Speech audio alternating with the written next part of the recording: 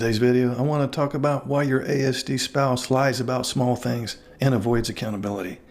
So, if your autistic partner lies about little things, denies obvious mistakes, changes the story, avoids accountability, or acts like a tiny issue is some massive threat, you may feel confused, angry, deeply hurt, and even somewhat crazy, because to you, it may look like dishonesty, it may look manipulative, it may look selfish, it may look like your ASD spouse just doesn't care how this affects you. But what if something else is happening underneath it? What if many of these small lies are not about character first, but about nervous system survival? So today, we're going to talk about something that almost nobody explains very well. Why some autistic partners lie about small things, avoid responsibility, and seem allergic to accountability, and how executive dysfunction, shame sensitivity, and alexithymia can create an instant flight response to perceived failure. Now, this does not excuse harmful behavior, but if you misunderstand the mechanism, you'll keep applying solutions that will fail. And many couples spend years fighting the wrong battle. So let's get into it. I want to talk about the painful pattern nobody talks about. Maybe as the NT wife, you ask your ASD husband, "Did you pay the bill?" He says yes. And then later it wasn't paid. Or you ask him, "Did you call the school?" And he says, "Yes, I forgot to mention it." But he never called. Or you ask him, "Why didn't you tell me you broke it?" And he says, "Well, I was going to." Or the classic line that your ASD husband may use when he says, "That's not what happened," even though you were right there and saw it. To the neurotypical spouse, these moments can feel crazy making because the issue is often small. It's just a bill or a text, a broken item, a missed errand, a scheduling error. So your mind naturally says, "It was such a small thing. Why is he lying about that?" That question matters because often the lie is small because the fear is large. Let me say that again. The event is small, but the nervous system reaction is big. And this is where couples miss each other. The neurotypical partner sees a tiny mistake and expects a simple correction. The autistic partner may experience that same moment as failure, incompetence, exposure, criticism, overwhelm, loss of control, relational danger. So your ASD spouse doesn't respond to the size of the event. He responds to the size of the internal threat. And that distinction changes everything. Now, let's talk about why this isn't always calculated deception. So I can hear some of the NT wives out there thinking right now, "Okay, Mark, so you're saying lying is okay?" No. Lying damages trust, avoiding accountability damages intimacy, and repeated dishonesty can become emotionally abusive. We need to be grown-ups about that. But we also need precision. Not all lying comes from the same place. Some lying is manipulative, yes. Some lying is exploitative, yes. And some lying is very strategic, yes. But some lying is panic management. Some lying is the brain trying to escape discomfort before conscious thought even catches up. That's why it often looks sloppy, unnecessary, irrational, or instantly regretted, because it was not carefully planned. It was reflexive. Think of it like this. You say to your ASD husband, "Did you forget to pick up the prescription?" But internally, his nervous system hears, "You failed again. You're disappointing me again. You're incompetent again. Conflict is coming. You're trapped." Then his brain grabs the nearest exit and he says, "No, I was going to," or "I thought you meant tomorrow," or "You didn't tell me clearly," or "I didn't know," or "I forgot," or "That's not what happened." The statement may be false, but the real function was escape. Now let's talk about executive dysfunction and why small tasks become big shame. Most autistic adults deal with executive function struggles.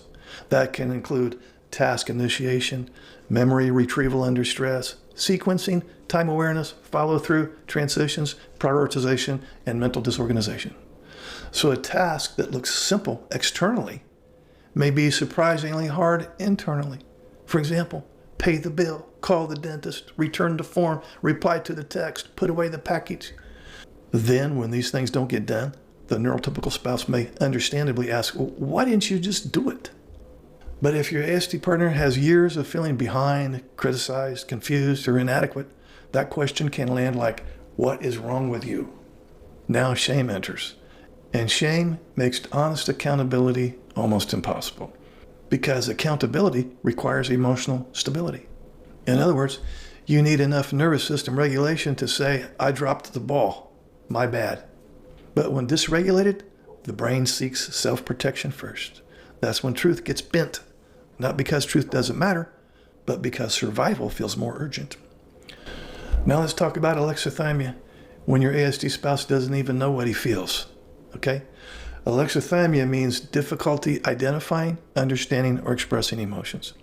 Most autistic adults experience some degree of this.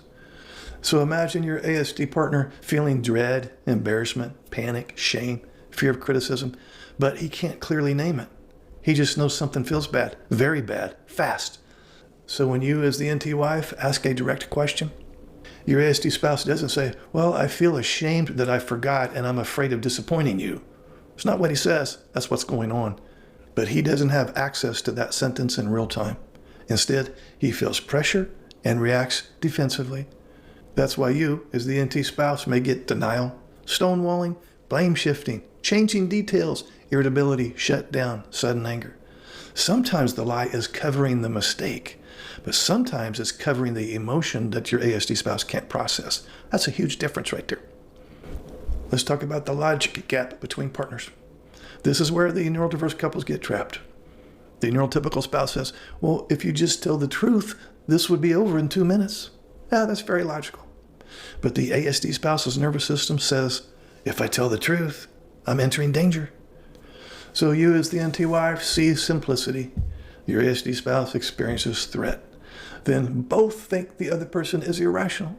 This creates chronic gridlock. You keep focusing on honesty. He keeps focusing on escape. You increase pressure to get the truth. He increases defensiveness to reduce pressure. And now the relationship becomes a loop, not because either person is evil, but because the system is broken. Okay, now let's talk about what not to do. If this pattern exists, these responses often make it worse. First, interrogation mode. This is when the NT wife says, well, tell me the truth, or I know you're lying. Even if that's accurate, his nervous system often escalates. 2, character assassination. This is when the NT wife says, you're just a liar. You never take responsibility. You're impossible. This creates more shame, less honesty. 3, bringing 10 old cases into one moment. Now your ASD spouse feels buried. 4th, sarcasm.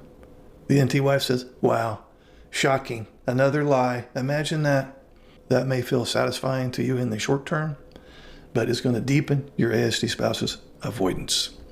Let's look at what works better. We're going to get very practical here. Strategy 1, lower threat, raise truth. Instead of, why did you lie? Try, I need accuracy more than perfection. Just tell me what happened. It's okay. That sentence matters. You're now separating truth from punishment. Strategy number 2, slow the moment down. You could say, I'm not here to attack you. Let's reset. What's true right now? Okay? Strategy 3, name the pattern gently. For example, you can say, I think that when mistakes happen, your system goes into escape mode. That can reduce shame and increase insight in your ASD spouse. 4, build repair scripts.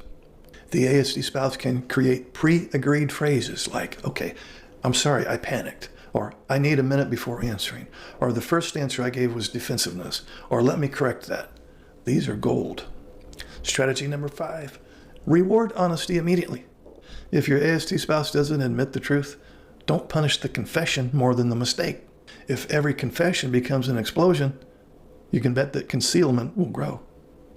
Strategy number 6, require accountability with support.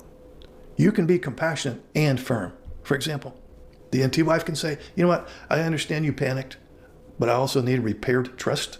Let's talk about how this changes. That's mature partnership. Now, for the ASD partner watching this, if this is you, hear me very clearly now. Listen up. You're not doomed. You're not a bad person because you got defensive. But you must stop romanticizing avoidance. Small lies create large damage over time. Your NT wife is not exhausted because of the missed errand. She's exhausted because reality keeps becoming unstable. Trust is built when your words match your reality. So practice this one sentence here. Okay? You as the ASD husband can say, I was embarrassed and I reached defensively. The truth is, and you fill in the blank with the truth. That sentence can save your marriage. Here's another one you can say. You know what? I need a minute before I answer honestly. That is far healthier than reflexive denial. You don't need to be perfect. You need to be reachable.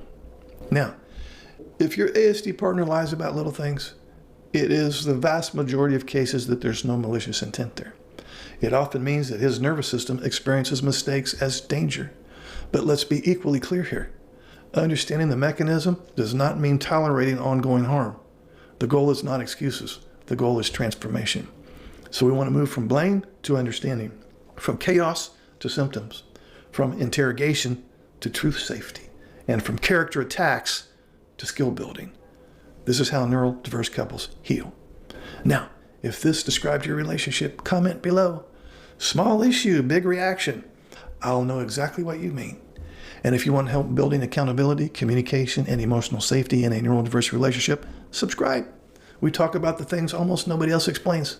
I'll see you in the next video. Would you like to schedule a paid private coaching session? This will be in the form of a face-to-face Zoom call. Underneath any of my videos, you'll see this Calendly link. If you click on that link, it'll open up my calendar. You can pick the available days and times that works for your schedule. You'll get a follow-up email immediately after purchasing a session that will have the Zoom link that coincides with the day and time that you picked. I will get an email too that you scheduled a session, and I will be available on that exact day and time, and we will talk. I look forward to working with you. Hey guys, this is Mark. Some of you may not know that I have a lot of books on Amazon. So if you like my videos, you'll like my books. I have several for ASD spouses, for NT spouses, and for the neurodiverse couple. Underneath any of my videos, you'll see this link. Feel free to click on that link and see what's available. I'm sure you'll find something that applies to you. So if you're struggling in your neurodiverse marriage, help is available, one click away.